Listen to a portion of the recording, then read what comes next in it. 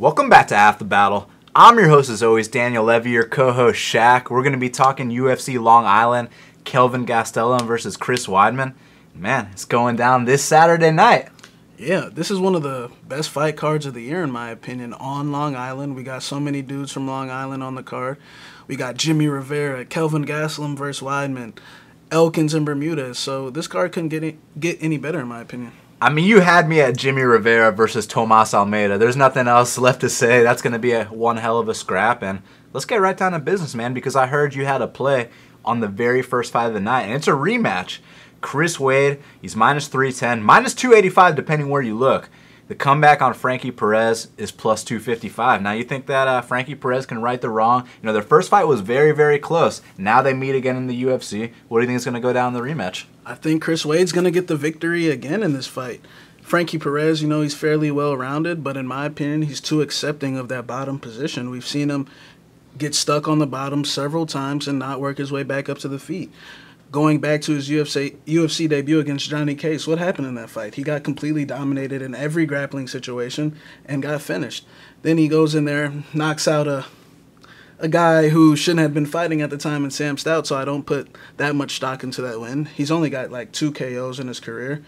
And my thing with Chris Wade is, considering the huge competition leap he took from Mehdi Baghdad to Rustam Khabilov and Islam Makhachev, and not to mention, in those fights, he won the first round in both those fights. He comes out there and he drops Rustam with a flying head kick.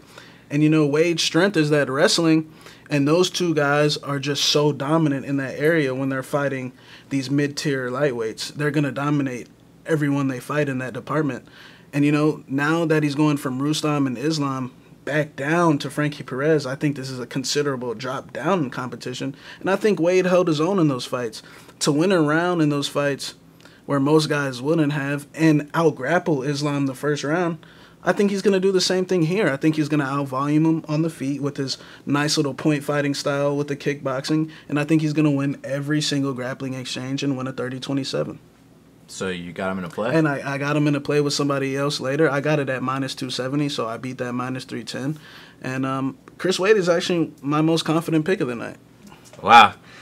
Talk about getting into an opposite star. Not that I'm picking Frankie Perez, but I'm nowhere near as confident in Chris Wade as you are. Now, I respect the fact that he took those fights with Rustam and Islam Makhachev. I mean, he got his ass whooped. He got broken in both of those fights. But, hey, you know, he threw a nice front kick to the face against Rustam. And I really like that submission he had in his UFC debut against Cain Carrizosa, I believe it was. That was a very, very beautiful choke. Now, with Frankie Perez, makes his UFC debut against Johnny Case. He makes Johnny Case look like a future world champion. So, you know, I wrote this kid off right away, but then he takes on Sam Stout, and you know the deal, always fades Sam Stout, especially at the end of his career. So I cashed Frankie Perez there. Then the kid retires. He gets the biggest win of his career, then he retires. I was like, are you quit the sport? And we're not talking about a kid that's 35. We're talking about a kid that's 26. He's a head case. The thing is, Chris Wade's a head case too. Now, he straight up broke in the Rustam fight because I bet on him there. I know when a fighter breaks, he broke in that fight, but that's Rustam. I don't think that Frankie can bring what Rustam brings to the table, but I do think Frankie's better than people give him credit for, because you watch that fight with DeCasey. There's certain things I like, there's certain things I don't like. I like the fact that he was establishing his takedowns. He looked like he got better. It looked like, you know what, Frankie Perez ain't that bad. And coming off a year retirement where, you know, you question this guy's mindset, and he came back against a very young, hungry guy, put up a valiant effort. But he broke. The fight was tied 1-1 going into the third, and Frankie broke in that third round, and that's the kind of shit I don't like. So, I mean, I guess I'm with you on Wade. I think he's the favorite for a reason, but I don't trust the dude at all to put my money on him. I wish you luck. But, yeah, I got Chris Wade as well. Next up, in the heavyweight division. We're just going to do this whole card, man. You know, people were complaining that we were skipping Elmos versus, what's the chick that likes fighter unions name again? Leslie Smith. Yeah, so they got mad about all that. So, we're going to talk about the real fights. But anyways, we got Timothy Johnson, Timmy Big Dick. He's minus 235. The comeback on Junior Albini is plus 195. What you know about the newcomer? Junior Albini, he's got more of like a point fighting style on the feet with his Muay Thai, but like he's been slaughtering dudes on the Brazilian local scene, even in Europe as well. Tim Johnson, we know about him. He's a basic grinder, heavyweight, likes to push you up in that fence, use that dirty boxing and grind out decisions or finish you. He's got wins over Marcin Tybura, Daniel Omalunchuk, so he's got some very credible wins. But I'm going to go with Albini here, man. I think he's going to pull off the upset. I like what I've seen from him on the feet. It wasn't enough to bet on him just because there's only a couple videos. There's not enough footage. But I think on the feet he's going to cause some problems for Tim Johnson. And, I wouldn't be surprised if Tim went out there and grinded out a close decision like he's known for. But I think we could see some things that we saw in that Volkov fight with that point fighting, man, as long as Albini can keep up the pace for 3 rounds. And I think he is. Albini ain't bad at all, and he's actually going to have a couple good wins in the UFC. I just think that this is a very tough fight to look good against. Tim Johnson's one of those guys.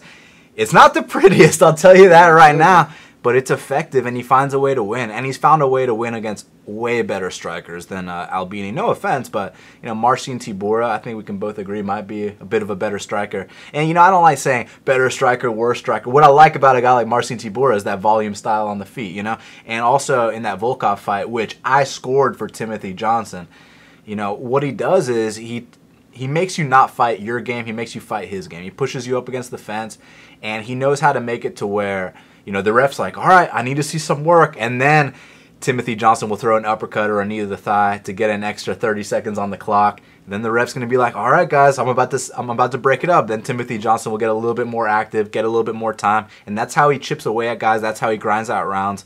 That's how I think he's going to win this fight. So I got the favorite. Now here, I got money on the line here, man, because we got Shane Burgos. He's minus 390.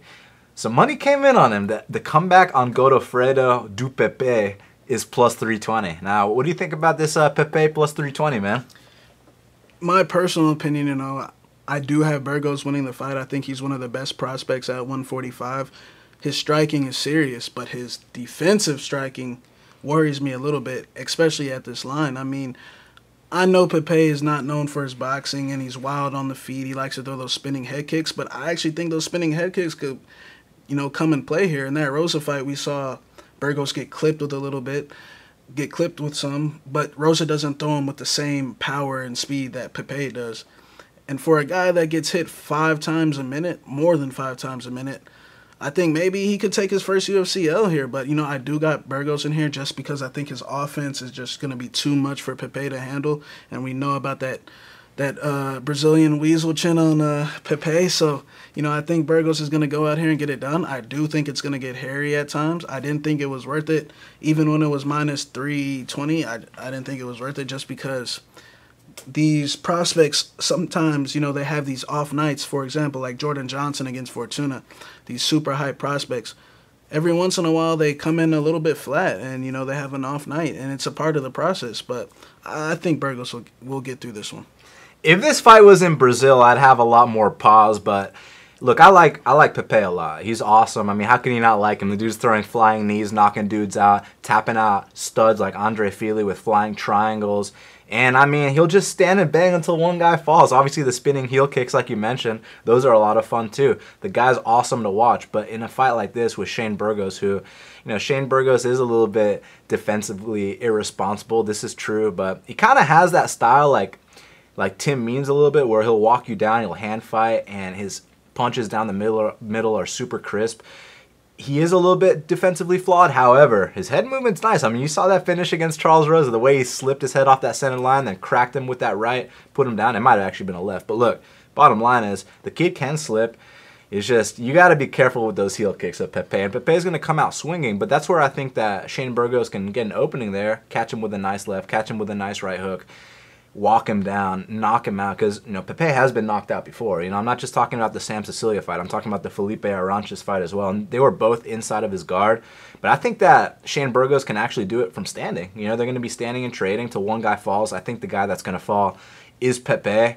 So I put wow, I went big on this, man. I put 3.1 units on Burgos when he was minus 310 in a parlay with someone. I don't often do parlays, but when I do, I hope it's going to cash, so we'll see what the hell happens here. I think this is a very exciting fight, but I like Burgos to slip and rip and knock out du Pepey. Now, next up, this one should be good, man. I don't know how I feel about the line, but we got Jeremy Kennedy. He's minus 245. The comeback on Kyle Bochniak is plus 205. Now, I know a lot of people think Kyle Bochniak's this jobber, but, man, he's one of those overachievers. You know what I mean? He's one of those dudes that fights tough every single time. I mean, you saw his fight with Enrique Barzola. A lot of us thought he lost. He goes out there, he gets the win. Then his fight with Charles Rosa. A lot of us thought he won, but he got the L. So it's kind of interesting with this guy. When you think he wins, he loses. And when you think he loses, he wins. He's super tough. Now with JBC, with, Junior Bacon Cheeseburger, Jeremy Kennedy, what I like about this kid is that he's super well-rounded. I mean, he can stand with you, but he's not going to stand and trade with you. He's going to try to be pretty out there. It's going to be like, just imagine like a featherweight George St. Pierre, but super green in his career. That's what I think of when I think of Jeremy Kennedy, man. I bet on him against Honey Jason. 2 seconds into the fight, he gets dropped with a flying knee. I was like, oh my God, Jeremy. But, he got the opportune takedowns at the end of the rounds, which is the kind of shit I love when I'm betting on someone. So you'd think that he'd go out here as the minus 245 favorite and get it done against Bochniak, but Bochniak's going to be in it the entire fight. I'll tell you that right now, Shaq. Yeah, I mean, I agree. Bochniak, when this fight got announced, I was looking into Kennedy as a possible leg or maybe a straight play if it was low enough. But the more I watched Bochniak, man, the more he put that fear in me because he's always in the fight. And, I mean, I know a lot of us think that Barzola won the fight. And, I think Barzola won the fight as well. But if you rewatch it, Bochniak did some key things at the end of each round to make it questionable. So this guy's always going to be in the fight. He's never going to accept anything. If he gets taken out, he's going to be working back up. If he gets tagged, he's going to try to land that hard leg kick that he has to sway the judges. And, Kennedy, I really like his forward pressure, man. When he moves forward, these long featherweights, they're deceptively strong. And, I love that pressure he has against the fence, always going for takedowns, always being the aggressor. I think that's going to get him the win here, but it's going to be very hairy. I see it being a split decision type of fight as Bochniak can sway these judges. And I wouldn't blame anyone for taking that shot on Bochniak. I think it's going to be like a 55-45 type of fight, and we'll see. Brian Kelleher is minus 235. The comeback on Marlon Chito Vera is plus 195. It's an interesting fight, man, because Brian Kelleher, he goes out there, he finishes Yuri Alcantara in the very first round, which one doesn't simply do. I mean, Yuri dove headfirst into that guillotine, but he tapped right away. That shows you the kind of squeeze that Brian Kelleher has. But Chito Vera, ever since he moved to the United States, he's on a 2-fight win streak. He's putting it together. He knocked out the legend Brad Pickett on 1 week short notice, and now he's a plus 195 underdog. What do you think? As far as a betting standpoint goes, I wasn't confident in Vera, mainly due to, not saying that he plays around, but I feel like he lets too much shit happen to him for no particular reason. Like the what's his last name? Wang Yu fight. He could have made that more clear. He won clearly, but he could have made it more clear. I felt like he was playing around too much, dancing a little bit too much with his hands down, and, I didn't think it was a clean performance.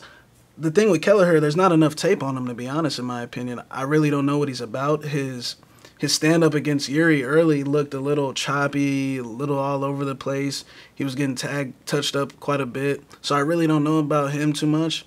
And Marlon Vera in the Pickett fight, he arguably lost the first 2 rounds. It was just too close. I know he took it on short notice, but I can name 30 bantamweights out there that would have took it on short notice and put Pickett down in the first round. So... Not Thomas Almeida. Short notice, though. But the thing is, oh, man, I guess I'll lean Kelleher just because, what he did against Yuri. He went out there against all odds and made it and, pulled off a big upset. So that shows me the type of mental state this guy's in to be facing those type of odds. But I wouldn't be shocked if Marlon pulled it off. He's more experienced in the UFC, and he's constantly getting better. But as far as his skills, I'm just not very confident. His takedown defense is a little sketchy, and I'll go with Kelleher. His takedown defense is pretty sketchy for 80%. I'll tell you that right now. But look, Kelleher is a stud, man. I mean, he's a solid grinder. Obviously, we know. You dive into that guillotine, man, you're getting choked out. And it's not just because of the Yuri Alcantara fight. You talk to a guy like Aljamain Sterling who used to train with Brian Kelleher. He'll tell you the same thing. This guy's got a vice grip with that guillotine. Now, the thing with Marlon Chito Vera is, the kid used to train with cab drivers in Ecuador. He didn't train with real fighters. Ever since he moved to the U.S., now he's training with guys like Joe Soto, Ian McCall. He's got Coach Oyama with him. So I mean, he's on a win streak for a reason here, and that fight with Ningguang Yu, he did fuck around a little bit. You know, his coaches had to be like, Cheeto, stop fucking around, man. But he did get the win, and then he goes out there against Pickett. And, you know, we can say short notice. You know, to a lot of people, 1 month means short notice. When I say short notice, I mean Monday of fight week. He got the call. Not just that he's going to fight Brad Pickett in the biggest fight of his life, but that he has to travel across the world to fight Brad Pickett in Brad Pickett's hometown in the biggest fight of his life. All right, so you get the call Monday. You fly over to England, you know, 12-hour flight.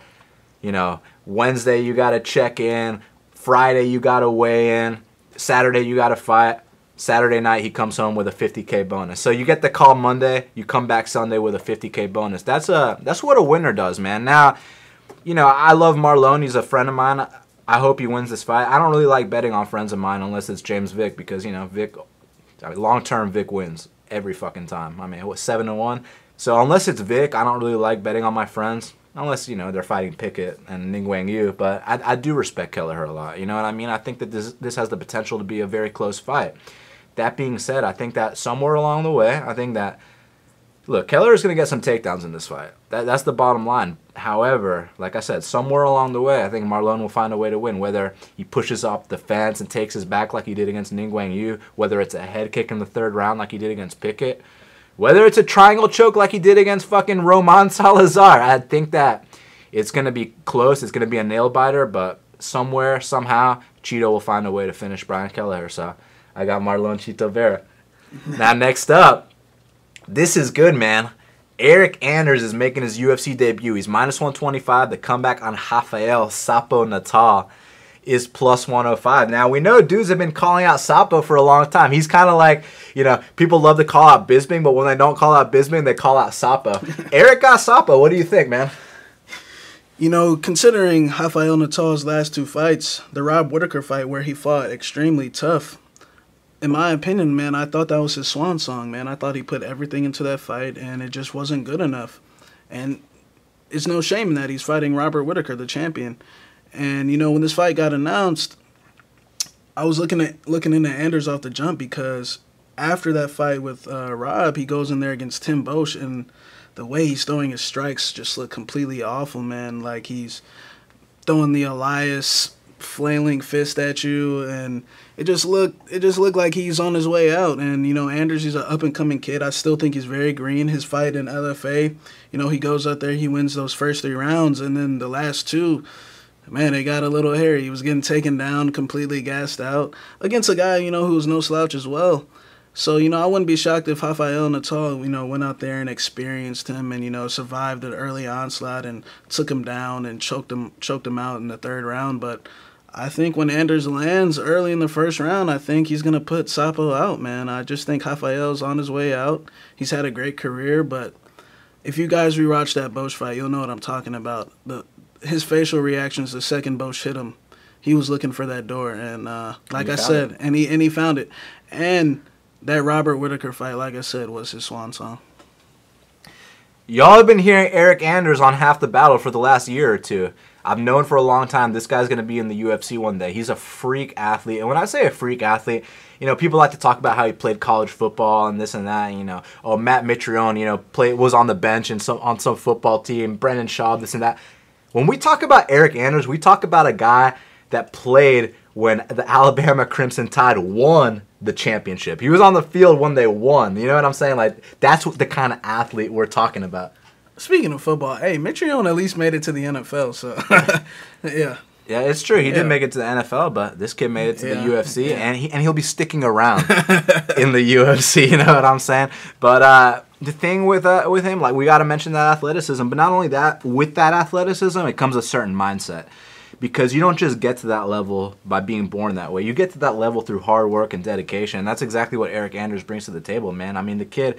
Well, I say the kid, he's 30 years old, but for that weight class, he's young, you know what I mean? Because there's only guys like the champion Robert Whittaker or Christoph Jocko or Kelvin Gastelum that are anywhere remotely near that age, you know what I mean? Everyone else is kind of on their way out. So Eryk, if he can go out here and knock out a guy like Rafael Natal, he puts his name right in the mix. And I completely agree with you when you talk about how Rafael Natal's swan song was the Whittaker fight. Look, I was at that fight, UFC 197, and, you know, Whittaker clearly won every round, but Rafael fought his heart out, man. I mean, those leg kicks were tough, and he got dropped, but he got back up. That was like his title fight. That was everything that Rafael Natal had left in him. You know what I'm saying? And then he goes out there against Bosch, and Bosch feasted on the carcass, straight up. You know what I'm saying? He took out the remains, and now Eryk Anders gets this debut. You know what I'm saying? It's one of these things where Eryk doesn't really set up his combos like Tim Bosch did. However, when Eryk hits you, you feel it. Not only are you going to feel it, it comes out of nowhere. I mean, you know, you think that he might be shooting for a takedown, then a left hook comes out of nowhere. So for Rafael to win this fight, he's got to use that veteran experience. He's got to do what Brendan Allen did in the last 2 rounds, but you don't get 5 rounds in this fight. This is a 3-round fight. That's why I think that Rafael, being the slow starter that he is, and also he tends to gas late as well, man. So he's a slow starter and he gasses late. So the prime time for Rafael to win the fight is in the middle of the fight, and I think it could be over by that point. So I do have Eryk Anders. I would need dog money to make a bet, though. Yeah, I agree. And not to mention, we're talking about a guy in Natal who's been knocked out by Bosch, Tim Kennedy. We've seen him Andrew Craig. We've seen him flatlined a few times. And don't be surprised if it happens again. Now this one, I'm very excited about because we got Lyman good. He's minus 190. The comeback on Elizeu Zaleski dos Santos is plus 165. Yeah, Lyman Good, the former Bellator champion, and I'm talking like original Bellator champion, like back when it was Bellator 1, Bellator 5, you know, so he's somewhat of a insider fight legend, I guess, I mean, considering his credentials, but, you know, Zaleski dos Santos, man, I've been high on this guy for a while. I mean, I know you remember when I bet on him against Omari, and you know, I was a little bit worried about him getting taken down, considering the fact in his debut, you know, Dalby won that fight by him, you know, going to his back too many times. And, you know, he goes out there, and when Omari takes him down, he's sweeping with leg locks and getting on top, working his way back up to his feet every single time. And, you know, doing what he does. He's Zaleski Capoeira, you know, using those hard kicks and that forward movement and landing the harder shots. And you know, in this fight, not to mention that Lyman Good has been out for over 2 years now. You know, why is that? You know, a little USADA suspension, but I'm not saying because, in my opinion, you know, I'm not gonna say, but I still think he's got a good doctor. Let's just put it that way. Look at his physique. You know, Lyman's no slouch. His losses are only to the best. He lost to Ben Askren, who's undefeated. Rick Hahn, back when Rick Hahn was actually, you know, the man, and who else did he lose to? Andre Korshkov. So, I mean, his Ian Stevens. Ian Stevens on top. And, you know, so this guy's no slouch. But, you know, how I see this fight playing out is I actually see Lyman trying to utilize his wrestling in this fight. Really? I think Zaleski's going to come forward and land some hard shots, bro. Like in the Nakamura fight, you know, Nakamura would take him down, and the second they got back up to the feet, what did Zaleski do? Come at him like a motherfucker, landing some hard leg kicks, those high kicks, and hard right hands, and Nakamura would feel it every time. And, you know, I don't think Lyman's offensive takedowns are good enough to, you know, keep Zaleski down. His defensive ones sure as hell ain't. Exactly. So, you know, I think Zaleski's going to be able to get back up to his feet. His get-ups are getting better and better every time. In the crunch time of that Nakamura fight, in the 3rd round when Nakamura took him down, he ends up reversing him and gets up to his feet and suplexes Nakamura. So we know this guy's getting better, and I think he's going to win the stand-up exchanges on the feet as well. And, you know, Lyman can crack. Don't get me wrong. Lyman's one of those Tiger Schulman guys. We know how all their striking is. And I wouldn't be shocked if, you know, he got the better of the striking as well. But for a 2-year layoff, this guy hasn't gotten, and he ain't fighting Andrew Craig anymore. And we're talking about 170-pound Andrew Craig with, you know, this is a whole different, this ain't showing up at the gym no more. Just put it that way. And, you know, I think Zaleski got a little bit disrespected. I got it at plus 180, and, you know, I took that 1-unit shot, and I think Zaleski's going to get a late finish here. Zaleski straight up belly-to-back suplex Keitaro.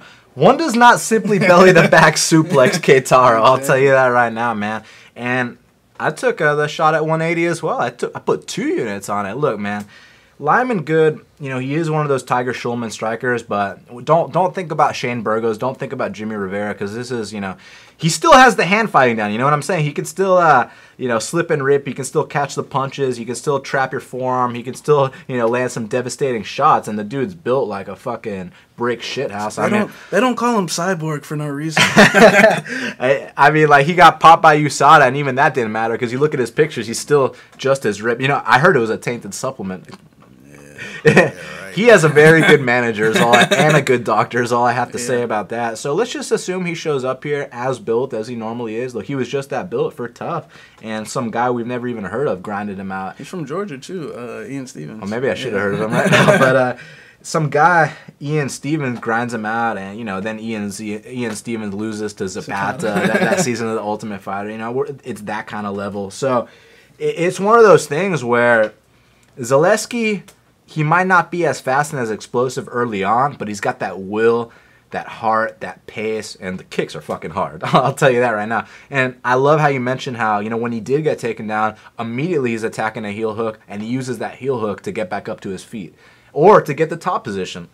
I love that kind of shit because, it would suck if he was getting the better of the stand-up exchanges. Then, then he gets taken down the last minute of the round. We lose the round like that. Like, remember Joanne Calderwood winning 4 minutes of the stand-up exchanges and then gets taken down at the end and loses the fight. And I'm not even going to complain about it, It is what it is, man. Yeah.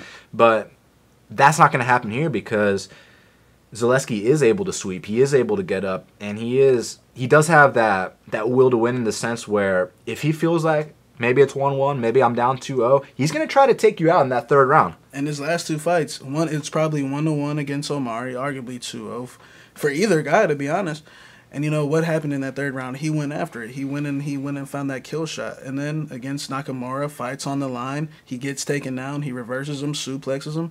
And when he gets back to his feet, he's moving forward, trying to get you out of there. And a fundamental difference as well is that, so like we said, you put Elizeu Zaleski on his back, he's going to sweep. He's going to try to get back up. You put Lyman good on his back, for maybe 10 seconds, you'll attack a triangle or this or that. But after that, he accepts, being in the bottom position, and you can just grind him out for the rest of the round. So, man, best case scenario is we get on top of Lyman good. He doesn't do jack shit. We win a 30-27. But I have a feeling it's going to get hairy. They're going to stand and bang. It's going to get hairy. And some hard shots are going to land.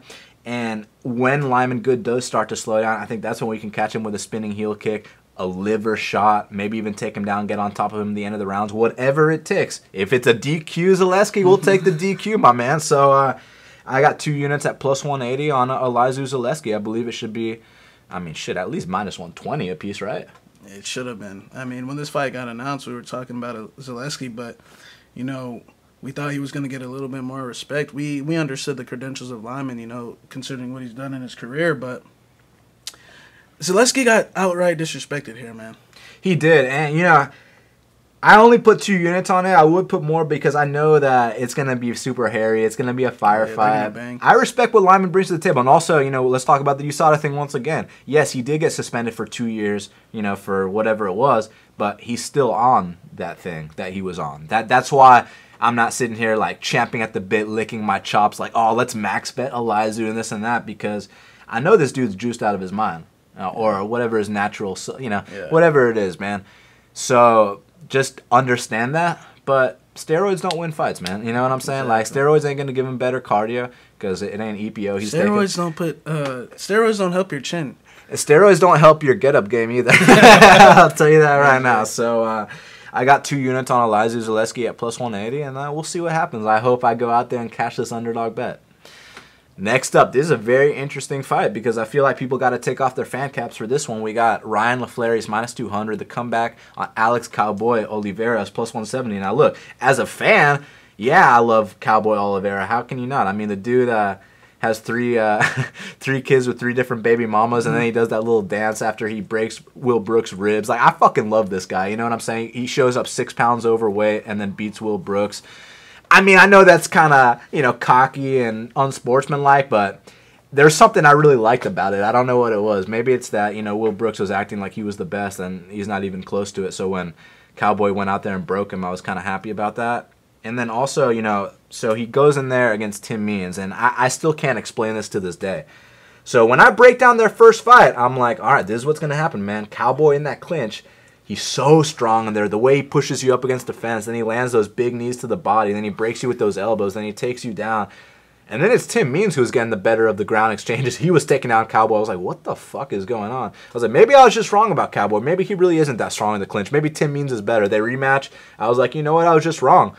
And then Cowboy does what I thought he would do the first time. So I just don't have a good read on this guy. But I know if he shows up in that clinch where he's an expert at throwing those knees, oh my God, it's just...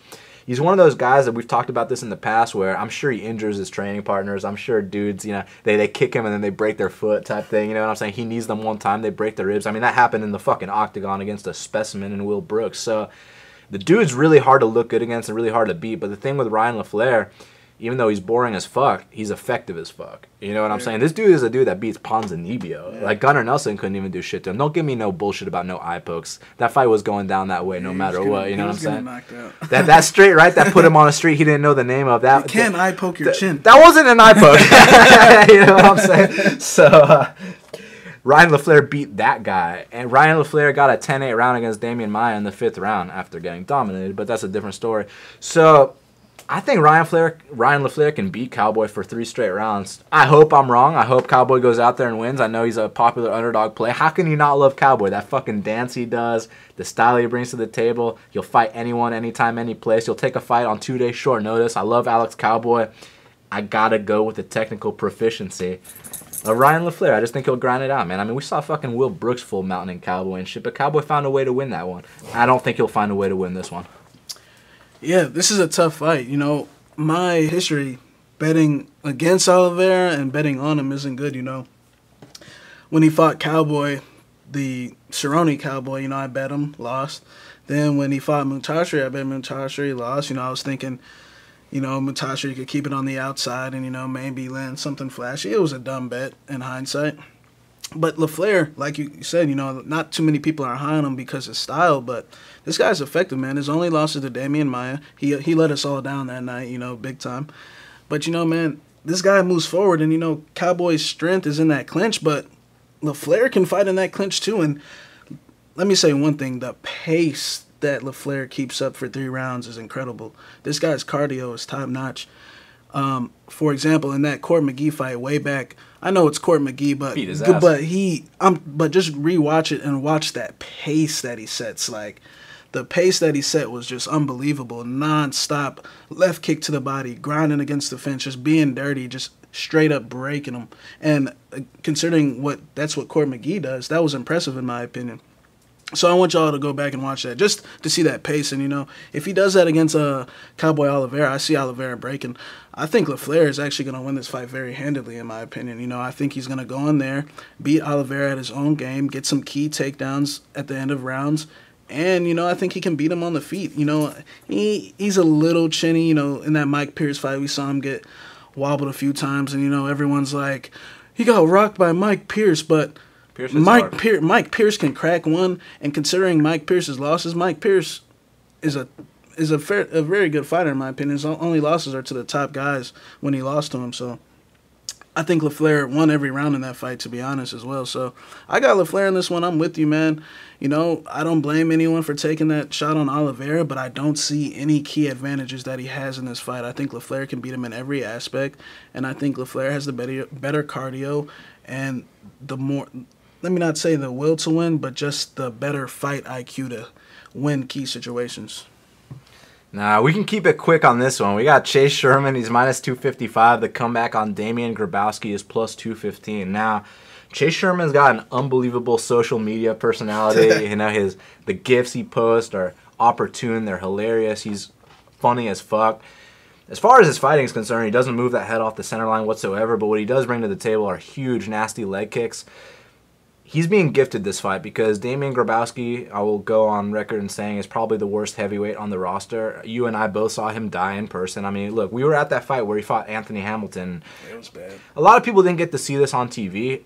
What they just saw was the knockout. They didn't see the fact that that Damien Grabowski was out for 7 straight minutes. Toes curling up, by the way. Like, his feet were shaking, toes curled up. And it was devastating, man. I didn't think he was going to wake up. Dude, it was scary. Like, it's fucked up that two of the most vicious knockouts in UFC history. I was there for both of them. This one between Hamilton and Grabowski, and the other one, Mike Perry versus Jake Ellenberger. Like, Bruce Buffer's announcing the winner, and these dudes are still out cold. Like, shit was scary. So I was like, if this dude ever comes back again, I'll fade him. But obviously I'm not going to fade him at minus 255 with Chase Sherman. But I do think this is the UFC's way of being like, you know what? We appreciate the fact that you're popular, you're gaining notoriety. You're building a name for yourself. You're, you know, a fun fighter. You're getting yourself out there. You know what? Why don't you just take this guy out for us? You know, they should have cut Grabowski a long time ago, but they're saving him for situations like this where they can give Chase Sherman an easy win. We'll see how easy it really is when it comes down to fight. But on paper, it is an easy win. And, you know, it's funny. My wrestling coach, Scott Barrett, actually fought Damien Grabowski. And you know what he told me? So he said, look, I beat this guy up for 13 minutes of the fight. He got on top one time, and they scored the fight for him. And then it turns out, you know, it was one of the largest Polish populations in the country. You know, there's a little something going on under the table. That's why Damien won that fight. Because if you look at Damien's record, it's like, what, 21-3? Yeah. You look at that record, you're like, damn, this dude's a stud. But then you look deeper into it, and you realize why he won those fights. And you also realize why he'll never win a fight in the UFC. So I got Chase Sherman via knockout. Yeah. Grabowski is what we like to refer to on Half the Battle as a jobber, you know. His game mainly consists of clinching you up, putting you against that fence. But in the Anthony Hamilton fight, he chose to just come out there and straight bang, and, you know, he paid the price for it. 14 seconds in. Exactly. You know, Chase Sherman, I think he's a fun fighter, very exciting, but I couldn't trust the guy at minus 255, like you said, doesn't move his head. You know, against Rashad Coulter, he has Coulter on the ropes, and they come out in that second round, or all he has to do is, you know, jab, leg kick, and next thing you know, he's abandoning the leg kick, and he's, like, trying to bang with him, and it's like, bro, what are you doing, you know? So, you know, I can't trust him. You know, I do think Chase will, you know, find a way, but let me say this. I kind of feel like this could be that trap, you know, where everyone thinks, like, Grabowski's completely done, but let's say, for instance, you know, he doesn't get knocked out in the first round, and maybe let's say Sherman gasses out and he finds a way to get a takedown. You know, I feel like it could be one of those type of fights, you know, just because it's a little bit too simple in my opinion. But I got Sherman. I could never pick Grabowski in a fight, man. I mean, this guy, you know, against Black Beast Lewis, you know, he's coming in 20-2, and he's the Polish pit bull. So, you know, we're thinking he's probably a good heavyweight, and then I'm looking at the tape and I'm like, this guy's a jobber, man. So he's one of those European heavyweights that, you know, have no business being in here, but I think Sherman will get the win. All right, well, it's time for the main card. Now, officially, Jimmie Rivera versus Tomas Almeida is the first fight of the main card, but as far as we're concerned, that's the co-main event of the evening. So let's talk about the real first fight of the night, and that's Gian Villante, or as we like to say in Brazil, Jean Valanche. He's minus 165. The comeback on Pat Cummins is plus 145. Now, basically, I can see this fight going down two ways.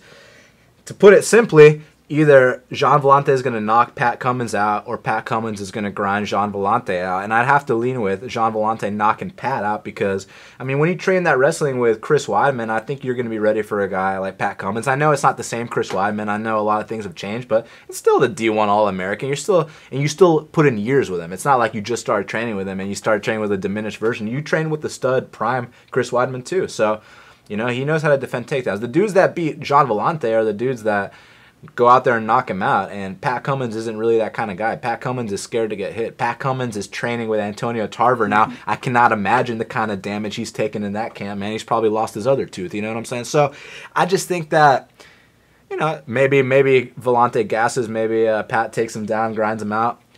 I think Villante is going to find a way to knock him out. I would not play this price. When it was plus 100 Villante, okay. Then, I mean, I wouldn't play this period because it's fucking Villante and Cummins. I don't trust either of those guys whatsoever. That being said, I do think Villante is going to put a nice little punch on Pat Cummins' chin and tuck him to bed. You know, like you said, Cummins been training with Antonio Tarver, and, you know, Cummins striking still sucks.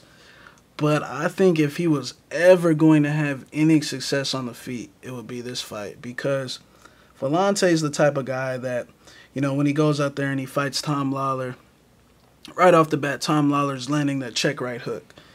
And, you know, a lot of fighters would have adjusted and, you know, circled to the other side or, you know, just made an adjustment. And he's continually walking into it. Then he goes in there against, Shogun. No, there's no shame in that. Shogun's a legend. Shogun's a better striker. He had some success. He rocked Shogun as well, but we know what happened. But then he goes in there against the Russian, Saparov or Saperbek Safarov. Yeah. And I mean, that was so bad, bro. Like, he's throwing rear uppercuts. That's so bad. He's punching himself in the face in that fight. Like, he's throwing rear uppercuts, getting caught by a guy who's on one leg at the time. And, Vellante does have some hard leg kicks. But, man, I think if Cummins was ever going to, gain some confidence in his striking, it'd be this one. Because Vellante will engage you in that sloppy brawl. He doesn't make adjustments. But like you said, man, when Cummins gets hit, when he's not fighting, Jan Blachowicz, who arguably is the worst light heavyweight besides, like, Igor. Jan almost knocked him out. And, Jan's not very high on my list at all. I think Jan shouldn't be in the UFC. I mean, he's lost, like, 5 of his last 6 fights. And, we know how his cardio is. He's the type of guy that puts his hand on his knees in the middle of a fight, So that's almost as worse as Watterson tapping, in my opinion. So, that's how I view him. But I wouldn't be shocked if Cummins pulled this off, man. I just think John's on his way out. I think he's severely punch drunk. Cummins is on his way out as well, but he's still severely punch drunk. But he's the difference, in my opinion, is Jan has so many years of being Chris Weidman's punching bag. Prime Chris Weidman. Of just probably, getting his ass beat. Not saying that Cummins trained at King's MMA for like a long time. So imagine Doom probably smoked Doom, Shogun, Master Rafael. I bet you Benny knocked him out too. So those dudes are playing with him, and then he goes down there to Combat Club and Neil Melanson. Imagine what dudes like Volkan and Rumble are doing to him, and Linton Vassell, just probably touching him up. So bet you Des Green's in there knocking him out. It's a pass fight, but I was looking at John. At plus 100 just because if he stuffs the takedown, which he is known for, he probably should be able to put him out, but it's going to be way too hairy, and I don't trust either guy, but the pick is Vellante. And but don't be surprised if Cummins wobbles John here. Dennis Bermudez is minus 210. The comeback on Darren Elkins is plus 175 now.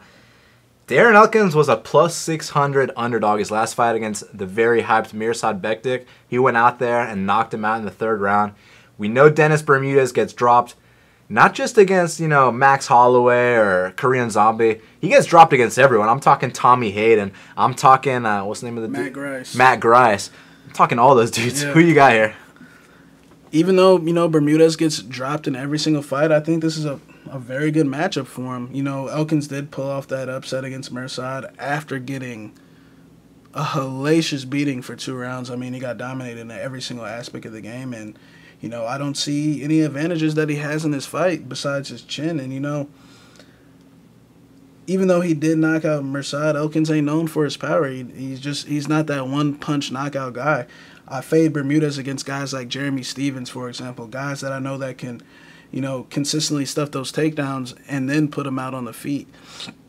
And I think Bermudez is better in every aspect. I think he's faster. I think he's more powerful. I think he's the better wrestler. I think their cardio is about the same. I don't think Bermudez is going to... He does slow down a little. I'll give Elkins the advantage in the cardio department. Elkins does not slow down at all. But I just think Bermudez is going to land the more effective shots on the feet, land the more powerful shots, hurt Elkins, cut him. Elkins cuts very easily. But, hey, if Elkins can find that one punch, that's the only way I see him winning this fight. I see Bermudez having an advantage in every aspect. So my pick is Bermudez. I'm going to go the opposite way. Look, I understand why a lot of people are picking Bermudez because on paper he is the better fighter, but not on paper. Just watch the film. Gets dropped every single fight, and I'm not talking about against power punchers. I'm talking about against anyone. Tommy Hayden, Matt Grice, all these dudes are out there dropping him. I wouldn't be surprised if Jimmie Hedges dropped him, but he fucking killed Jimmie Hedges. Yeah, but anyways, with Darren Elkins, man, he's really putting it all together these days, and it's more so that he is kind of getting familiar with his own style. He knows that, look, my name is The Damage for a reason. I'm going to take that ass whooping up front, and then when you're asking yourself, why hasn't this guy gone down? Why is he still coming forward? Why is he still in my face? That's when Darren Elkins starts to turn up, and against certain guys, that's not going to work. You put Darren Elkins there against Max Holloway, that shit ain't going to work. But you put him in there against a guy like Bermudez, who, like I said, gets dropped every single fight and historically gasses when fights go late. Look at the Jeremy Stevens fight. I think that this actually has the recipe for an upset. I'm just scared to play it because I know it's going to be grimy, it's going to be sweaty, it's going to be one of those things where, you know, it might be 2-0 Bermudez going into the third, and we need that finish to win the fight type thing, and maybe Elkins puts it on him in that third round but loses the decision, you know, and I'd hate to lose a bet that way. I'm staying away, but my pick for Toutmaster and for everything else, man, I'm going with the underdog. I think Elkins is going to find that chin, which has been found many, many times, and I think that this will be the first time, I believe, someone correct me if I'm wrong, but this will be the first time Darren Elkins has 2 knockouts back-to-back on his career. So, yeah, I got the dude with the best tattoo in the UFC. Now, next up, the co-main event of the evening. This fight is just unbelievable. I wish I would have sat back as a fan, but, I had to bet on the guy I've been calling a future champ for the last however many years. We got Jimmie Rivera. He's minus 210. The comeback on Tomas Almeida is plus 175. Now, Shaq, just an unbelievable fight. There's only so many times we get fights like this. Robert Whittaker versus Yoel Romero was one of them. And now it's Tomas Almeida versus Jimmie Rivera. This is just one of those fights that you call your friends that don't even watch the sport and you tell them, turn it on Channel 5 Fox because Tomas Almeida and Jimmie Rivera are about to throw it down until one guy falls. Who's going to be the guy that falls? This is it's a very tough fight for Jimmie Rivera, but I think he's going to get the job done. I think he's going to fight smart, fight safe. And, I think a key part of this fight could be his takedowns. I think he's the better guy on the mat. But I think he's going to win on the feet as well. Tomas Almeida is an offensive juggernaut. Everything he throws on the feet is vicious, but defensively, like a guy like we mentioned earlier, Shane Burgos, he's very defensively flawed. I mean, this guy, he'll get hit and he will feel it. I mean, the Brad Pickett fight, for example, he's getting caught with that left hook. By the way, which is Jimmie Rivera's best punch. And Jimmie's got a speed advantage in this fight. And I think he's got a power advantage as well. When you're fighting guys like Anthony Burchak, Albert Morales, Brad Pickett, Yves Jaboin, Tim Gorman, I feel like your power could be a little bit overrated. I mean, those guys are all on their way out. And those guys are nowhere near the level of Jimmie Rivera. And Jimmie Rivera has fought way better competition. He goes in there in his second fight against Pedro Munoz. In Brazil. As the underdog. And that first round, he rocks Pedro. And, I mean, I want you guys to go back and watch the speed at which he's operating at, man. Those left hooks and those straight rights are just coming at a way different speed that Thomas is used to. And the one time that Thomas still had to deal with some speed like that against Cody Garbrandt, we saw what happened. I mean, Cody touched him up every single time he let his hands go. And I was wrong in that fight. I picked Thomas. I had a lot on Thomas at the time. And, I paid the price. And, I think Jimmie's going to do the same thing. I think he's going to circle. I think he's going to hurt Thomas early. And I think Thomas is going to slowly get discouraged. And I wouldn't be shocked if, Jimmie decided to utilize that offensive wrestling here and, seal off rounds. And I think Thomas's only chance to do this is by putting Jimmie to sleep. Jimmie has an incredible recovery time. When he got hurt by Pedro, you saw how fast he recovered. When Yuri briefly dropped him, you see him quickly bounce back up. So it's going to be hard to put this guy to sleep. And I think Jimmie's going to be in a title fight soon, man. These are two of my all-time favorite bantamweights. You don't often see a fight with guys with records like this. I mean, this is like they got boxing records. And what I mean by that is 21-1 versus 20-1. Like, who the fuck has records like that at the highest level of MMA? And it's Jimmie Rivera and Tomas Almeida. What I love about Tomas Almeida is that, at first it's kind of like Anderson Silva in the sense that, he won't throw anything that first minute. He kind of gauges your timing, sees where you're coming from. But then if you start to slow down even a little bit against Tomas Almeida, he paints a picture with the way that he finishes you. I mean, firstly, that overhand right to the back of the head, I've been talking about it for years on Half the Battle. It's unbelievable punch. I mean, you hit Jimmie with that, even our boy Jimmie will get wobbled by that, man. You know what I'm saying? So Jimmie's got to be very defensively careful and responsible, which he is. He usually always is, man. Now, like I said, Tomas paints a picture. He's an artist. When he starts teeing off and finishing guys, the straight punches down the middle, then he mixes up that left hook to the body, then the knee, the elbow, everything, man. He's unbelievable. He'll spin. And like I said, you start to cower against this guy. Now, you watch the fight with Burchak. unbelievable knockout, right? Straight right down the pipe, put him out cold. But there's a fundamental difference. You know, someone can say, "Oh, that's Burchak." Yeah, but that's not the fundamental difference. The fundamental difference is that Burchak was squaring up his stance, and what I mean by squaring up his stance is that his feet are parallel. Like he's literally just stand up straight right now, and then look at how your feet are parallel. That's how Anthony Burchak's fight stance was when shit got real against Tomas Almeida. As you guys know, if you've been watching fights, you know, whether you're a southpaw or an orthodox, one foot's in front of the other, right? You know what I'm saying? You get in your fight stance. Fucking Anthony Burchak was squaring up his stance with Albert Morales, good friend of the show. I love this kid. He's got a bright future, but he wasn't ready for that fight at the time. And, you know, he did some good stuff early on, but once he started gassing out a bit and Tomas started putting it on him, same thing, starts squaring up his stance, starts covering up, starts kind of running away. That's not going to happen with Jimmie, man. If you're going to hurt Jimmie, you're going to drop him and he'll get right back up. If he's so hurt that he can't get right back up and you finish him, hey, Tomas, you are the fucking man.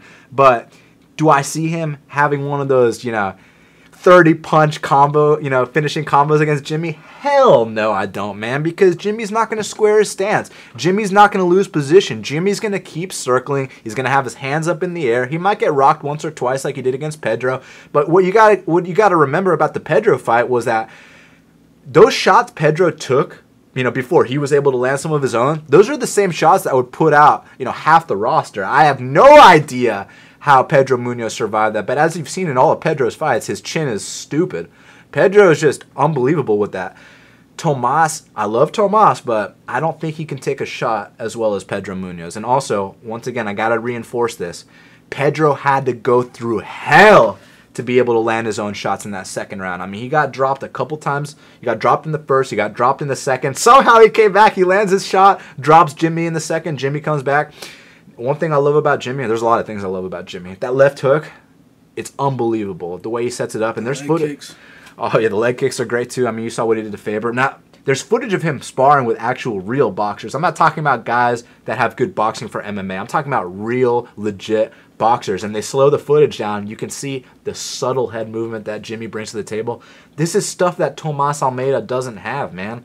What Tomas does have is that arsenal of strikes is unbelievable, but he's so defensively flawed that you need a guy like Jimmie Rivera to make him pay, and that's what Jimmie does, man. That left hook is going to be money. I'm not sure if he's going to be using too many leg kicks, but I do think he'll use that rear uppercut because he is one of the few guys, not just on the UFC roster, but in the MMA world that can effectively use the rear uppercut. If you want an example of who can't, watch Jean Vellante sometime. But or what? You know who I like a lot? I like Kevin Lee a lot. But if you watch his fight with Leo Santos, he threw the rear uppercut without setting it up, and he paid for it. Jimmie Rivera is not going to throw a rear uppercut without setting it up. Everything Jimmie does is calculated. It's stuff that they've drilled hundreds of times. And, you know, the most important thing here is that I think he's a lot faster than Tomas Almeida. I think he's smarter than Tomas Almeida. I think he's more defensively responsible than Tomas. And I think he's going to catch him, man. Now, I know it's, you know, minus 200. And I don't often do parlays, but I did here. I said Shane Burgos.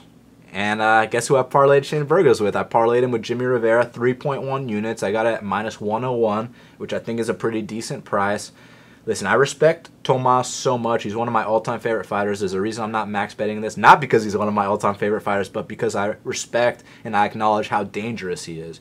He can end anyone's night in that division. But the Cody Garbrandt fight, the Brad Pickett fight, the Anthony Burchak fight, the Morales fights all showed me that, you know, it wasn't a fluke that Garbrandt knocked him out. Like that's what was supposed to happen. You know, a lot of my friends were telling me, like, look, Pickett showed that his boxing actually ain't that good. And I didn't want to listen because, you know, I wanted Tomas to be this world champion. And, you know, I was like, yeah, he's going to kill Cody.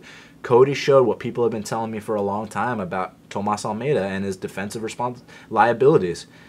Jimmie's going to exploit that. Jimmie's got what it takes, man. I think Jimmie is a future world champion. I think both of them can be champions, but I think Jimmie's going to get there first. I think he knocks out one of my favorite fighters, Tomas Almeida, with a left hook. It's going to be sad, but it's going to be an amazing fight while it lasts. Yeah, man, I can't wait for that fight. The main event of the evening. You ready for this shit? We got Kelvin Gastelum. He's minus 160. The comeback on Chris Weidman's plus 150. You remember when, man, Chris Weidman at one point, he was making a case he could have gone down as the greatest middleweight of all time. I mean, not only does he go out there and the 16-fight UFC win streak, and 10 title defenses, might I add, Shaq, of Anderson Silva. But he beat Machida back when it was a big deal to beat Machida. And, man, I mean, the way he beat Munoz at the time, Maya, I mean, Chris Weidman at one point. You know, he's a guy that in college wrestling, he beat Phil Davis and Ryan Bader. He arguably beat Andre Galvo in a jiu-jitsu competition. I mean, at one point, Chris Weidman, and remember when we were talking about him, like, man, this guy's a huge middleweight. Imagine him versus John Jones as a Battle of New York. Let's see who the real pound-for-pound #1 guy is. How the times have changed, Shaq. Yeah, this is the fight game. This happens. The fight with Rockhold, I mean, it changed his life forever. When, you know, Herb didn't stop that fight in time, he just took some unnecessary punches to the head. Yeah. You know, like 50, 60 unanswered strikes to the head. But since that fight, you know, he goes in there against Yoel Romero. He looks fairly good the first round. Still not the same, but he wins the first round. And then that second round, man, his cardio is just, like, out the door. He's starting to feel I mean, I know it's Yoel Romero, but the old Chris Weidman, you know, he'd feel things and just keep moving forward. He just had that constant pressure, and he always, you know, made you feel his presence. And, you know, I feel like he's lost a lot of weight and size recently, man. I mean, now this guy can make 170, he says. So as far as the fight goes, though, I see Chris winning the first round probably because his wrestling, that single leg, is still one of the best single legs I've ever seen. He's still got that in him, but you know, I think that cardio will go out the door in the second round, like we saw in the Gegard-Mousasi fight. You know, the second Mousasi worked his way back up to his feet, Weidman's huffing and puffing big time, and then he's on the verge of getting finished with 3 straight jabs to the face. So that just shows me where he's at in his career. And Kelvin, now that he's at 185, I think we're going to start seeing the best of him. Even though I know he's undersized, I feel like that's a good thing in this fight because Weidman, who's a slower, flat-footed 185er, the in-and-out movement, those straight shots. You remember the Hendricks fight, the way Kelvin came out? You remember the way he came out against Rick Story? Those straight, hard left kicks, the straight left, and just the in-and-out movement. I think that's going to play a big factor. So don't even be surprised if Kelvin just comes out here and smokes him in the first round. But the way I see it happening, Chris winning the first round, but rounds 2, 3, 4, if it lasts that long, I see Kelvin just completely taking over, just with the in-and-out movement, the better cardio, and the ability to stuff the takedowns. I know he got taken down by Neil Magny, and Kelvin's improved since then. And Neil Magny is a bigger welterweight, and Chris is going to be bigger than Kelvin here. But I think he's learned from that, and not to mention he beat Neil's ass the last 2 rounds. So, but if Weidman can pull this off, that'll be impressive. But I got Kelvin minus 140, you know, 3 units to win 2.14, and I think he's going to get it done, 3rd round TKO. You know, I'd love to sit here and be like, you know, all the surgeries, all the injuries, all these things, all the wars caught up to Weidman, but I'd be totally full of shit if I said that. And I'm not going to sit here and sugarcoat anything. I'm not going to be PC about it. I'm just going to be real with it. Weidman is a victim of USADA. I don't care what anyone says. My eyes do not deceive me. I mean, go watch Weidman versus Machida, and then go watch. He gassed out in that fight as well. I know, but still, watch Weidman versus Machida, and then watch Weidman versus Mousasi back to back, and tell me that's the same guy. Look me in the eye with a straight face, and tell me that's the same guy, because it's not even remotely close to being the same guy. The guy that fought Machida, that was like this big stud that we're all like, man, this guy could make 205. This guy's going to reign for a very long time. And even in that fight, he gassed and got teed off on. We'll talk about that in a second. But at that point, I was singing the praises for Chris Weidman. And it's not that he took 1 L that made me be like, oh, yeah, maybe he's not that good. It has nothing to do with the fact that he took a couple L's. It has to do with the fact that he fucking shrunk. Like, this is a dude used to walk around 230 pounds. Like I said, we were like, man, he could fight at 205 against Bones, this and that. Now we're talking about maybe he could go to 170. You know what I'm saying, dude? And another thing, I know he gassed out around the 4th round, the 5th round against Machida. Okay, no big deal. You know, you still went 3 rounds hard, man. Nowadays, he's gassing out halfway into the 1st round, like against Mousasi. I mean, I don't know if he ain't got his EPO or what the deal is, man. I know I'm going to get a lot of trouble for the way I'm talking, but I'm just keeping it real, man. This dude needs his Flintstone vitamins. It's usually the guys who are the most vocal against it that are on it. That's something I've noticed, you know, in my 10 years in the fight game. And I truly 100% believe that Chris Weidman is suffering from this new testing. And that's going to be an issue here because, look, You watch that fight against Luke Rockhold. You know, some people are like, "Oh, it was so competitive until he threw that kick." Don't give me a fucking break. Rockhold was clearly winning. Rockhold was clearly winning that fight. I mean, what Weidman? You can make an argument Weidman won the first round. That's it. Weidman won the first round, but it looked like a war just because of the faces Luke was making. Like, Luke was grimacing. I think he might have been injured at some point in the fight, but from the second round on, Luke was blasting him with the left kick. Weidman was feeling all the body kicks, all the head kicks. And Luke was getting the better of the grappling as well. So I didn't think Luke was winning the fight. It looked a little tough, but we know who the winner was. And I think you said this. That was Luke's swan song. Luke never came back ever again. Exactly. I mean, he did, and Michael Bisping knocked him out. Yeah. And we haven't heard from him since. I think that was just Luke's swan song. He put everything into that fight. And, Weidman as well. That might have been his swan song. Weidman's swan song to me was the Machida fight because, I mean, you saw his fight with Belfort after that, and Belfort's teeing off on him. What the fuck was up with that? And he looked a little smaller there, too, because that was around the time, it was before USADA, but it was right when they banned TRT. So you remember Vitor looked skinny, and Weidman was calling him out for certain things at the weigh-ins. Yeah. He feasted on the carcass of an old man, Yeah, but then the real testing came in after that fight, and you saw how Weidman shrunk against Luke. At first I didn't think much of it. I was like, oh, he had an off night. He goes in there against Yoel, and it's funny. People are like, he's up 2-0. Yeah, bullshit. He was up 2-0. Yoel took his back in the second round. Yoel took over that second round and started ragdolling Chris Weidman in the third round, knocks him dead with a knee. So let's go back to the Rockhold fight. That fight should have been stopped in the third round, not because a belt's on the line, this and that, because you want to preserve Weidman's career. I mean, he was taking so many unanswered shots, and Herb was like, well, he's the champion. I'm going to give him every chance. Because at that point, Weidman was so tough, he could overcome adversity. But as you saw, it's not the case anymore, man. And, he took too much unnecessary punishment. He already got concussed in round 3. Then they're letting him come out for round 4, and, he got fucking...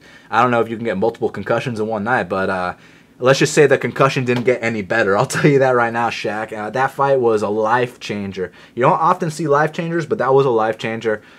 And clearly it was, because he never came back the same. So you mix in USADA with that Luke Rockhold beatdown, then he comes back against Yoel. We know what happened. Yoel, kneed his face into the 10th row. And he comes back against Mousasi. Now, in Weidman's prime, Mousasi is a fucking hand-picked great matchup for him. You saw Mousasi versus King Mo. You saw Mousasi versus Jacare. Mousasi ain't really known for stuffing takedowns, and he doesn't do good against high-level grapplers. Weidman's prime, he goes out there, he beats Mousasi. I promise you that. I actually bet on Weidman in that fight at like plus 120 or whatever it was, because I was like, even though Weidman's been looking like shit, Mousasi doesn't tend to stuff takedowns from guys like this. And, at first, Weidman was getting takedowns, but, Mousasi throws a jab or two, not a knee, not an uppercut, not a left hook, a jab or two, and he's wobbling Weidman. Weidman doesn't know where he is after taking 2 jabs, and then Weidman starts covering up. And I actually think Mousasi was sick or injured going into that fight. And the reason why, Shaq, is because, Mousasi rocks him with a jab, and then he shoots for a takedown? Like, do you remember when Dan Hardy fought Mike Swick and he would hurt Mike Swick on the feet and then he'd shoot for takedowns and we'd be like, what the fuck are you doing, man? You just hurt this guy. Knock him out.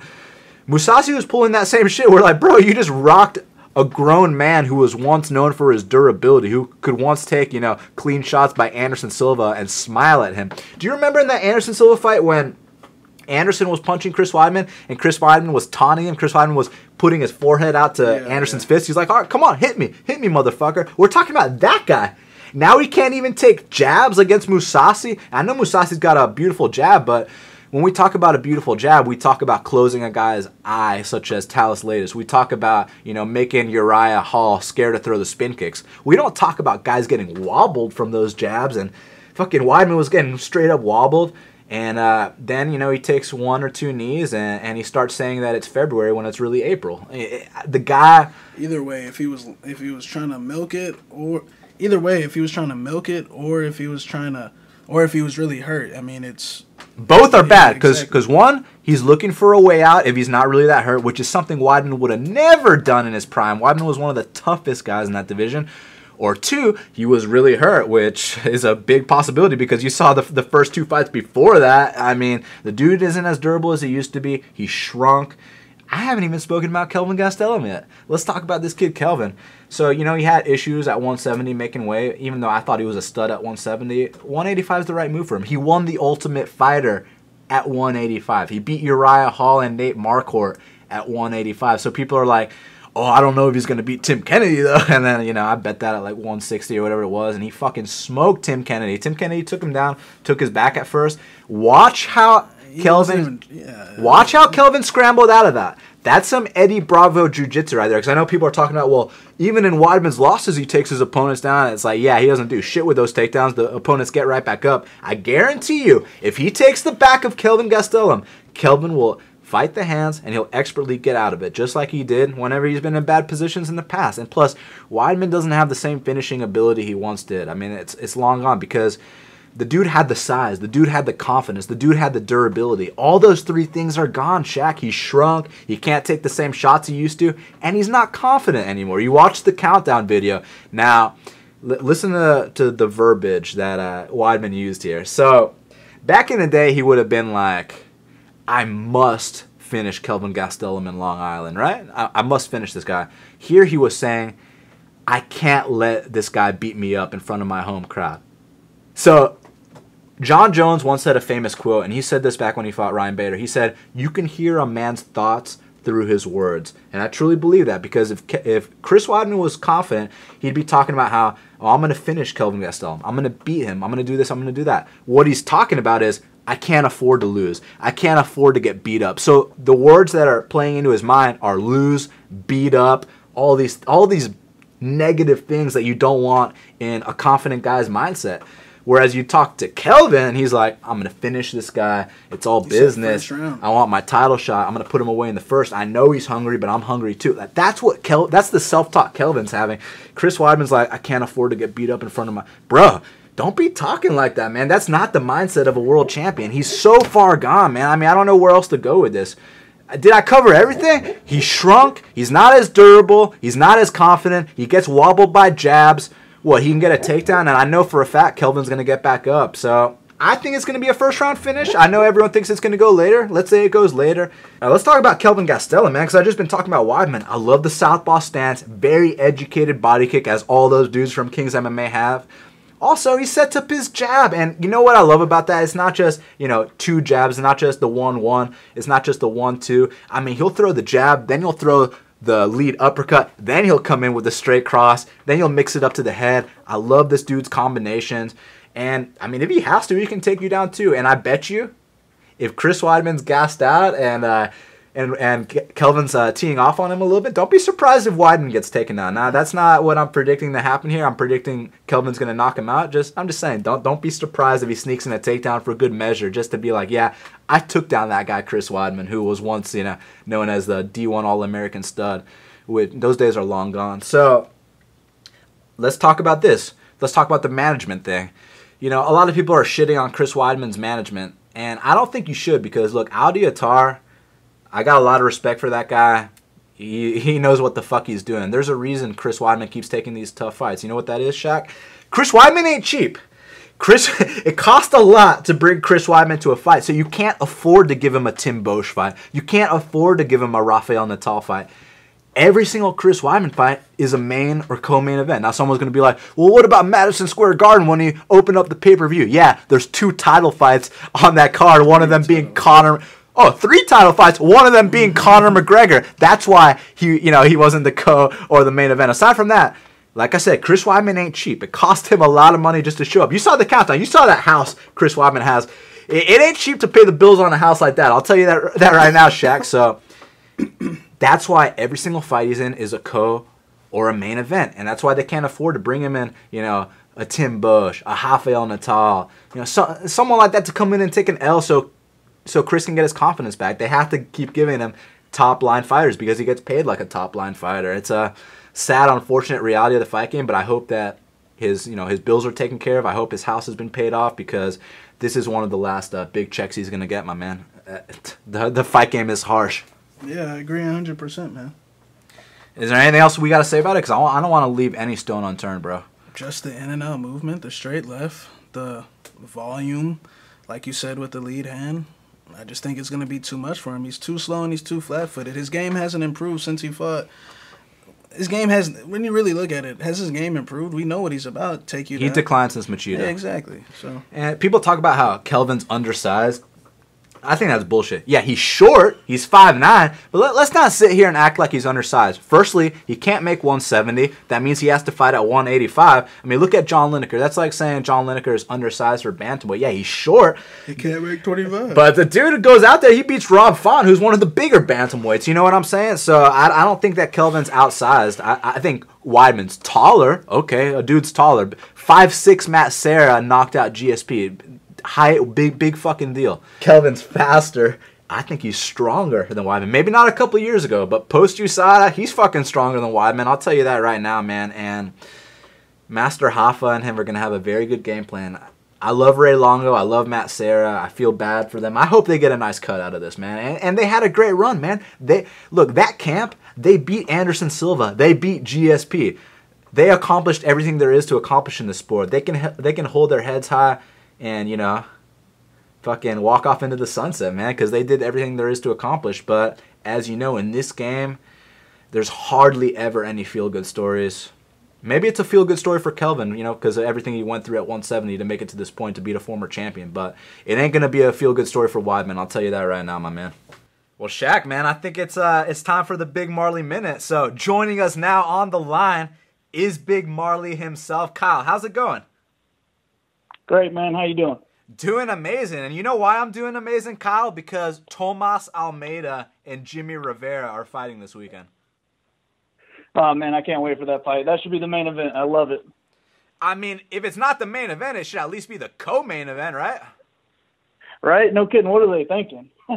Yeah, what were they thinking indeed? And, you know, initially they actually wanted to make this fight as a main event in Brazil, but Jimmie turned it down because, you know, he fought Pedro Munoz, and he didn't like how the public was acting towards his family, so he was kind of like, yeah, I'm not going to take another fight in Brazil. Then they ended up giving the fight to Cody Garbrandt in Vegas, and we all know what happened there. So these two have a history. Now they're going to meet, and from a betting perspective, I actually took the favorite, Jimmie Rivera. I mean, you know, I've gone on record many times saying this guy's a future world champion, but look, Tomas Almeida is one of the most dangerous guys, not just in the bantamweight division, but in the UFC. If you're talking DraftKings, I mean, either guy can get the knockout, but what are you thinking, man? Because I do think this is, again, like that Roundtree versus Craig situation, which we nailed, where this fight might not actually end in the first round, but it's going to end with someone finishing, and the question is, which guy's going to get the finish?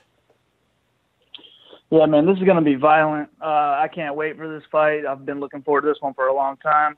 I thought Almeida was a future champion, and then Cody derailed him a little bit.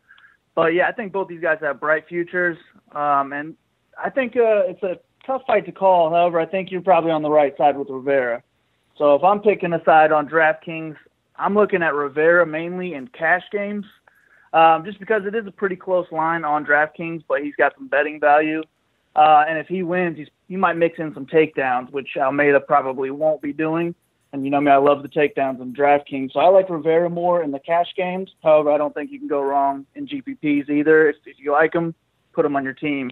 But I think if you're going to get Almeida, he's better in the GPPs because if he wins, it is probably going to be by a knockout. Maybe first, second round. He's usually a slow starter, so probably second round. But he always puts a bunch of strikes in with his stats. And, yeah, he usually scores over 100 points, which is what you want. So if he wins, he would be good on a GPP. I just don't trust him enough in my cash games. Now, in this main event, as everyone that listened to the show already knows, I'm super high on Kelvin Gastelum here. Now, is he a little bit expensive or is he nicely priced? That one, I'd say it goes along with the odds pretty much.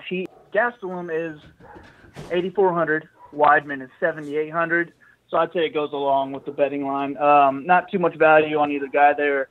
However, I'm picking Weidman in this one. I just think the size is going to be a little bit too much for Gastelum. And I see Weidman at least winning the first 2 rounds. So if Gastelum does win, it's probably third round or later. And I just don't know if he can put up enough points in that time when Weidman's getting the takedowns in the first and second round. So I'm just going to bank on Weidman getting a finish and hopefully the first or second. And at 7,800, I like him on my cash game. Oh, wow. GPPs. So someone's picking Weidman here. At least, you know, it's not all three of us on Gastelum. That actually gives me hope that that Gastelum's going to come through. So I'm glad someone is taking Weidman. You got a lot of balls, my friend. Look, I hope he scores some takedowns for you so you get some points. But at the end of the day, Kelvin Gastelum is gonna do he's gonna. Herb Dean isn't gonna need to interfere like he did in the Luke Rockhold fight, and whoever ref the Mousasi fight isn't gonna Dan's not gonna have a moment either. Kelvin's gonna end it decisively, but I hope you do score some points with Weidman. Now, me too, man. Me too.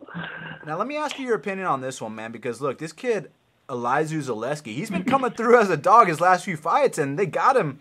They're disrespecting him against the guy who's coming off a 2-year suspension due to USADA in Lyman Good. You think we should take Elizeu Zaleski here? Man, I'm struggling on getting a read on this one myself, actually. DraftKings-wise, let's see. I mean, I love the takedowns, and I don't know how many takedowns are going to happen in this fight. So I could see just avoiding it completely because I don't even have a winner yet for this. But, yeah, if I have to choose one, I guess, in DraftKings, I would take the dog just because he is $800 cheaper. So I would rather get that savings and move up to some of the better favorites than I would be getting good and hoping for that knockout. Now, when we talk about favorites, are we talking Ryan Laflare with the takedowns? Are we talking Shane Burgos with a potential knockout? Or are we trying to look more at the newcomer Eryk Anders, who, most of his wins are by first-round knockout?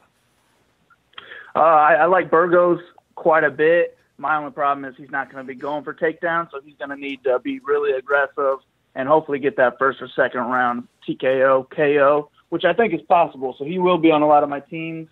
I'm not exactly sure about Laflare. I think he will get enough takedowns, but that fight scares me a little bit. So I don't know how much Laflare I'm going to have, but I do like that side of the fight instead of Oliveira.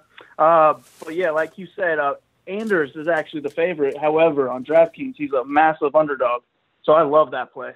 Cash, wow. PPP, yeah, he's 7,400, and Natal is 8,800. So that's a lot of betting value right there. So he'll be on, if not all of my teams, he'll be on quite a few of my teams just for that value. And rightfully so. Now, this kid, Marlon Vera, a lot of people pick against him all the time, and he has a way of finishing his opponents at the last minute, at the 11th hour. You think he's got a chance to do that again here? And I also want to know, Kyle, how many points did he score for that Brad Pickett knockout? He scored 89 in that fight, and that was the most points he has scored so far. So, I mean, usually I'm not looking for 89 points. However, he's the cheapest guy on DraftKings. He's $7,000, while Kelleher is the most expensive at $9,200. So I don't mind that Vera play at all. If he can give me 89 points, he's well over 10x of his salary. So I don't hate that play at all, mainly because he's the cheapest. However, if these guys were in the middle of the field, I don't know how much I would have of them, just because I think if anyone's going to control where this fight goes, it's Kelleher. But he could definitely get submitted, or, I mean, maybe even another kick knockout. You never know. So I don't have the best read on this yet. I haven't seen too much of Kelleher, but I like the value on Vera on DraftKings. I think he would be more of a cash game play, though, where you're just getting that value and you're moving up to the other favorites like Burgos. All right, well, Kyle, before I let you go, is there anyone I'm forgetting about, someone slipping under the radar that you think is a must-play? Not a must-play, but the value that is available now, it's looking like Volante. The line is shifted in his favor, so they are even on DraftKings right now, but he's minus 165 on the betting line. So I don't mind. I always like the value, so that's the other value play I'll be looking at. Him and Anders have quite a bit of value, and I like that. Yeah, no, I like Volante a lot, only in this spot, not on regular fights, you know what I'm saying? And the reason I say regular fights is because this dude Cummins, I mean, he has an affinity for getting knocked out. I mean, dude's got one tooth, you know what I'm saying? So I agree with you in terms of DraftKings. When you see a guy getting knocked out in the first round, Volante is going to score those points. So I hope he knocks him out in the first round, because if he doesn't, you know what's going to happen. It's going to be patent that you should have played. However, man, I think you got the right side here, man. So we're going to have to see how it goes down Saturday. It's an earlier card, as those Fox cards tend to be. The fans can follow Mr. Marley at Big Marley 3 on Twitter. And, Kyle, anything else you want to tell the fans before we talk next week? That's it, man. Good luck to everybody. Hope we all win some money. Yes, sir. Thank you again for the time, Kyle. And Man, my DraftKings game is getting a little better, man. I'm making progress, all right? That's what I like to hear. I've been doing awful, so I need to step it up myself. I mean, maybe I can give you a pointer or two on DraftKings, Kyle. Exactly. I'll be asking you next week. All right, my man. We'll talk next week, all right? For John Jones versus DC, man. my friend. Oh, yeah. I can't wait for that one. All right, buddy. Take care. All right, brother. And we got to talk about the fight to watch and the fighter to watch. So, Shaq, the fight to watch for UFC Long Island, what is it? The fight to watch, man, is actually going to be John Vellante and Pat Cummins, man. I think it's going to be one of those slobber knocker, ugly, fun, entertaining type of fights. Both guys will wobble at some point, and one guy's going to hit the deck hard. But it's going to be one of those fights where you're just like, oh. Yeah, you know what I'm saying? So I'm going to say that one. The fight to watch is clearly Tomas Almeida versus Jimmie Rivera. Look, if there's only one fight on this entire card that you get to watch besides the main event, it's going to be that one, and if it's not, please unfollow me. So unfollow me, Shaq. No, but I mean, look, Tomas and Jimmie, you know, I say this on a lot of episodes of the show that they're going to throw down until one guy falls down, but I really believe they're going to throw down until one guy falls down. I don't think anyone's going to try to stall this fight. I think you're going to see some masterful striking. I think you're going to see two guys that are super hungry to prove they can be world champion in one of the most talent-rich divisions in the UFC. And I think that's one that we're going to be talking about for a very long time. So definitely tune in to Tomas Almeida versus Jimmie Rivera as your fight to watch. Now, Shaq, who is the fighter to watch at UFC Long Island, man? My fighter to watch is going to be Zaleski Capoeira, bro. I think he's going to go out here, pull off the upset at plus 180. And I think it's going to be a war, man. I think he's going to get cracked. I think both men will wobble, but I think he's going to land the more effective shots. And, I mean, if he wins this fight against the former Bellator champion, you know, he's got 3 big wins in a row, Omari, Nakamura, and Lyman. And I think he's arguably right outside the top 15. He can go out there and fight guys like Leon Edwards, Barberina, Cummins, Gunny. So, you know, I think he's going to be in prime position at 170. Now, I said my fight to watch was Jimmie Rivera versus Tomas Almeida. And my fighters to watch are also Jimmie Rivera and Tomas Almeida. I mean, look. This is one of those matchups where I wish it was a 5-round main event. Actually, a lot of people don't know this, but they were actually supposed to fight one time in Brazil. And Jimmie turned it down, and then they made Cody Garbrandt versus Tomas Almeida. A lot of people don't know that. You learn something new every day on Half the Battle, right? But look, just please watch this fight, and whoever wins, whoever emerges victorious from this fight, I mean, both guys, even the loser of this fight is going to do big things. But whoever wins this fight, man, They shoot up straight to the top 3, man. I mean, think about them. You know, Jimmie or Thomas versus Dominic Cruz next. Whoever wins this fight, it's going to be a massive, massive fight. Well, Shaq, we did it, man. UFC Long Island is going down this Saturday. You and I actually aren't going to be able to watch it live because, you know, the local fights this weekend, I was blessed with the opportunity. I'm going to be doing color commentary for NFC. Justin Scoggins' brother, Jared Scoggins, is actually fighting in the main event. He's fighting a really tough kid in Cody Durden, who I got the pleasure of training with last weekend. That Cody kid's super hungry. He wants a finish here against Scoggins, you know, the kid with the name, and we're going to be there checking those out, man. I'm pumped. Yeah, I'm going to be cage-side, you know, watching the fights and cashing bets at the same time, so I'm ready. Yes, sir. Well, let them know where to follow you. I see you've been you've been consistent with the writing. What's going on, man? Follow me, MMA Genius. Follow TSM_MMA, and I got the bets posted. I got the parlay. Chris Wade, Jimmie Rivera. I think it was plus 106. You know, we got 3 units on Kelvin, and we got 1 unit on Zaleski at plus 180. So I think they're all gonna cash. Yeah, and for me, I got a max bet on Kelvin Gastelum at minus 140. I parlayed Jimmie Rivera and Shane Burgos at minus 101. And I put 2 units on Zaleski at plus 180. So just need 2 of these to cash for a winning night, which I fully plan on having. And, by the way, another event going down on Saturday. Oh, yeah, let's talk about that. Brendan Loughnane. You know, he's fighting Pat Hilley in ACB. You know, keep this on the DL so we all get a good line. But, you know, I think Brendan's going to go out here and smoke Pat in the first round. So if that line comes out, I'm looking to play that as well. Yeah, definitely look out for Brendan Loughnane. He's about to do work here. Keep it on the DL. Make sure you follow me at Best Fight Picks. Go to bestfightpicks.com for the play. Subscribe to Half the Battle on iTunes, SoundCloud, YouTube, and Stitcher. I'm going to try to post videos of this commentary gig because now this ain't pay-per-view no more like the last one. They were trying to charge 5 days after the fact, but now it's going to be on YouTube the next day, so y'all can make fun of me like you do to Mike Goldberg. Hey, he's at the top of the game, though, so yeah. I'm going to be there one day, too. So until the next time, let's cash these bets.